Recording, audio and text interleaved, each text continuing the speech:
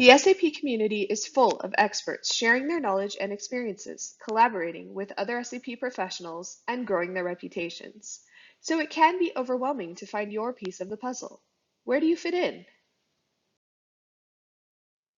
Regardless of what team or company you're from, the SAP community is about individual contributors coming together to build a strong network of information exchange and professional connections. As a blogger, this is your opportunity to establish yourself as an expert in your field, grow your reputation, and build your network. As you write your blog, keep in mind that information is easier to understand in a storytelling style. A storytelling or narrative format does not mean sharing what you had for lunch on Instagram. It simply means readers get to know you and the topic you're sharing about.